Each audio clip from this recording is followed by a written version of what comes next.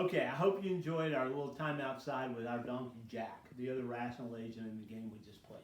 What I'm going to do now is I'm going to first ask you to make sure you've read carefully the section 5.1 in the Resnick text on the basic concepts of game theory. I'm going to lay out a quick introduction to the basic concepts of game theory. I'm going to draw out of Resnick's text the assumptions built into built into the mathematical theory of games. And then I'm going to introduce the notion of a game table, and then we'll solve a couple of homework problems that I asked you to try for this particular assignment. So first of all, games. Games have a variety of components. First of all, they have players. They have moves in the game, and moves can be conceived of as strategies, basically formulations of series of moves for multiple sequences of moves, and games have outcomes. The basic assumptions of game theory, as you'll read about in the Resnick text, are the following.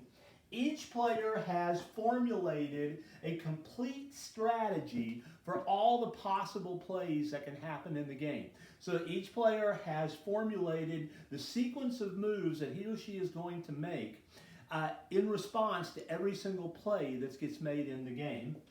Each player has ranked all possible outcomes on an interval utility scale. That's what we talked about last time.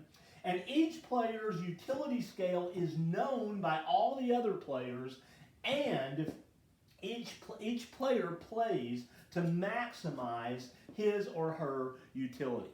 Furthermore, each player is assumed to be perfectly rational and is going to make every single possible rational move to maximize his or her utility.